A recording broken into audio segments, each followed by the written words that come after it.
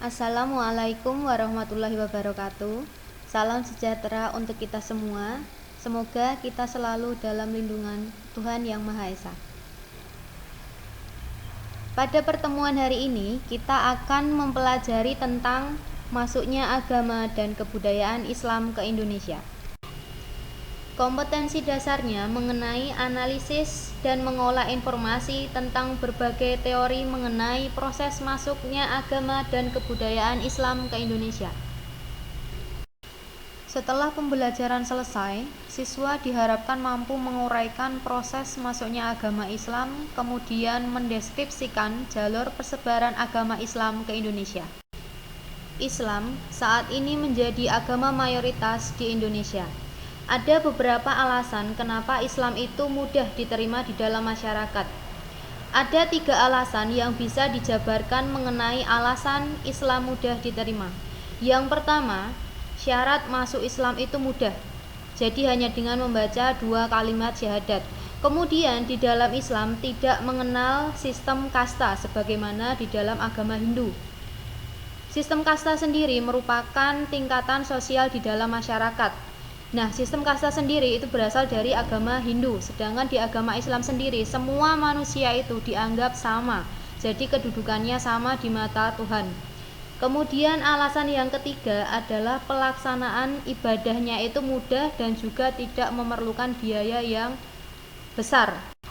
Contoh ibadahnya seperti sholat, puasa, kemudian yang memerlukan biaya itu seperti naik haji, umroh, sedekah. Tapi itu semua tidak wajib sifatnya, jadi hanya berlaku bagi yang mampu saja. Kemudian untuk bukti masuknya Islam di Nusantara bisa dilihat dari beberapa bukti yang ada, seperti surat dari Raja Sriwijaya, kemudian makam Fatimah binti Maimun, makam Sultan Malik Al-Saleh, cerita Marco Polo, dan yang terakhir adalah cerita Ibnu Battuta. Surat Raja Sriwijaya yang dikirimkan kepada Khalifah Umar bin Khattab ketika beliau diangkat menjadi khalifah yang baru. Inti dari surat Raja Sriwijaya itu adalah memberikan ucapan selamat atas diangkatnya Umar sebagai khalifah yang baru. Kemudian, melalui surat tersebut, Raja Sriwijaya menginginkan supaya Umar itu mengirimkan seorang ulama untuk mengajarkan agama Islam di wilayah kerajaan Sriwijaya. Bukti yang kedua adalah makam Fatimah binti Maimun. Kalian bisa mengamati pada gambar tersebut. Jadi makam ini terletak di lereng Gresik, Jawa Timur.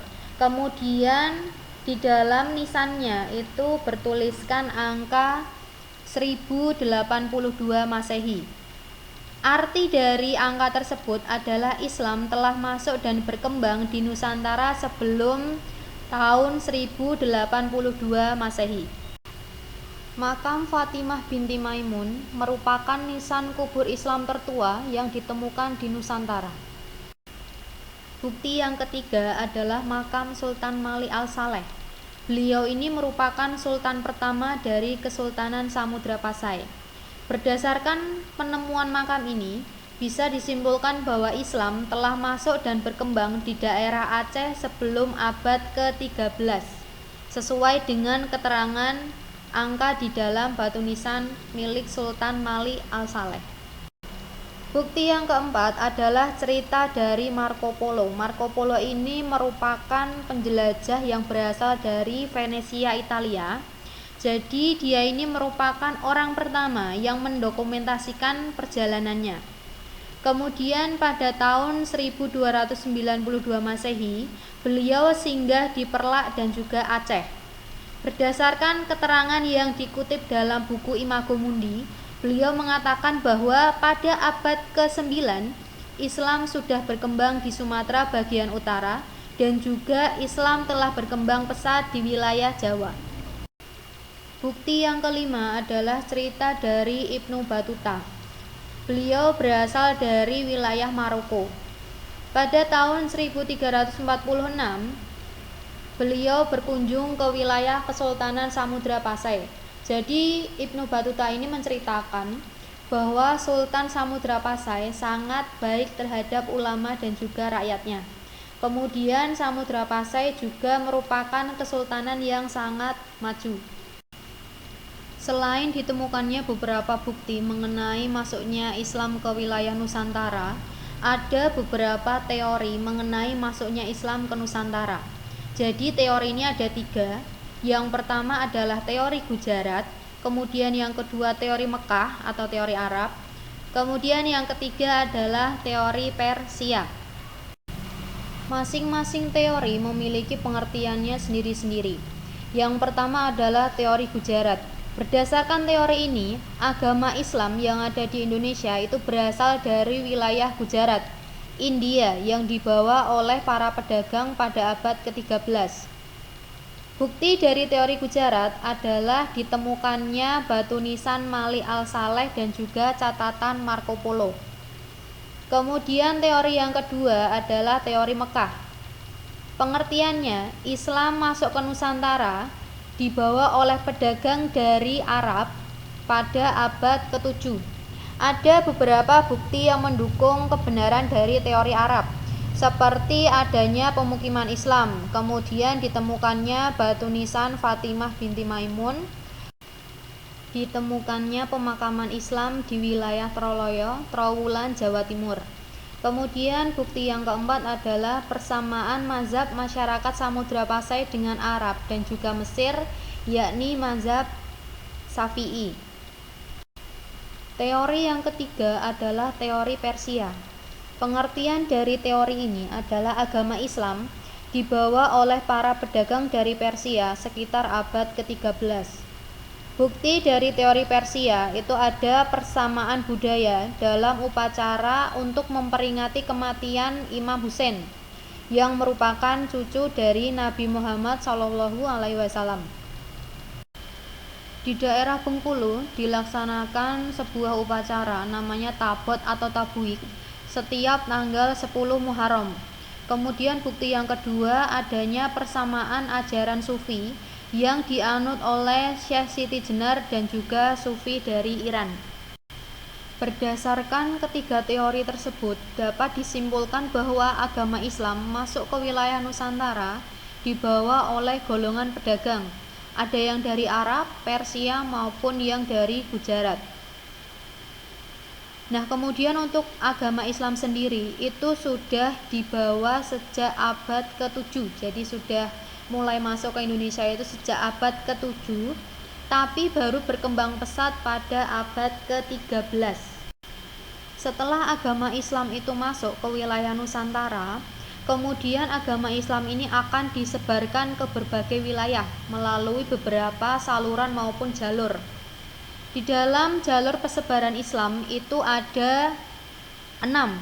Yang pertama adalah jalur perdagangan, kedua jalur perkawinan, yang ketiga jalur pendidikan, kemudian ada ajaran tasawuf, yang kelima ada jalur dakwah, dan yang keenam melalui jalur kesenian. Jalur persebaran Islam yang pertama adalah melalui jalur perdagangan. Hal ini karena perdagangan sendiri merupakan metode penyebaran agama Islam yang utama dan pertama. Jadi di dalam proses perdagangan, para pedagang ini akan menjalin kontak dagang dengan para adipati dari wilayah pesisir dan perlahan-lahan masuk ke lingkaran pusat istana. Jadi orang-orang ini memulai interaksi itu melalui proses perdagangan. Jalur yang kedua adalah jalur perkawinan. Jadi nanti para pedagang itu selain untuk berjualan atau berdagang, mereka ini nanti juga akan menikah dengan perempuan pribumi, putra-putri dari bangsawan atau adipati, dan juga dengan anggota keluarga kerajaan. Jadi, para pedagang Islam akan meminta perempuan pribumi untuk memeluk agama Islam. Jadi, melalui jalur perkawinan ini akan melahirkan anak-anak yang notabene sudah memeluk agama Islam. Jalur yang ketiga adalah melalui pendidikan. Jadi nanti para ulama dan juga mubalik itu akan menyebarkan Islam melalui pendidikan dengan cara mendirikan pondok-pondok pesantren di berbagai daerah. Jalur yang keempat adalah melalui ajaran tasawuf. Jadi tasawuf sendiri merupakan ajaran Islam yang disesuaikan dengan pola pikir masyarakat yang masih berorientasi pada ajaran agama Hindu. Jadi ada penyesuaian dari segi Islam dengan kepercayaan sebelumnya, yaitu agama Hindu. Jalur persebaran Islam yang kelima adalah melalui dakwah. Di wilayah Jawa ada sekelompok tokoh yang dikenal dengan sebutan Wali Songo. Jadi penyebaran Islam ini tidak bisa dilepaskan dari peranan para wali. Gambar tersebut merupakan ilustrasi dari Wali Songo. Para wali ini seperti halnya Sunan Gresik, Sunan Gunung Jati, Sunan Ampel, Sunan Giri, Sunan Bonang, Sunan Kudus, Sunan Kalijogo, ada Sunan Muria, dan yang terakhir adalah Sunan Derajat. Jalur yang terakhir adalah jalur kesenian. Kesenian ini nanti tidak bisa dilepaskan dari peran para Wali Songo. Contohnya adalah Sunan Kalijogo. Beliau menggunakan media wayang untuk menyebarkan agama Islam. Selain wayang, ada juga penggunaan musik gamelan. Selain gamelan, ada juga beberapa tembang, yaitu tembang mocopat. Nah, berikut tadi merupakan paparan mengenai proses masuknya agama dan juga kebudayaan Islam ke Indonesia. Jika ada yang belum kalian pahami, kalian bisa berdiskusi. Jadi nanti kalian bisa mengirimkan pertanyaan melalui WA mengenai materi yang sudah saya paparkan. Baik, saya akhiri. Terima kasih. Wassalamualaikum warahmatullahi wabarakatuh.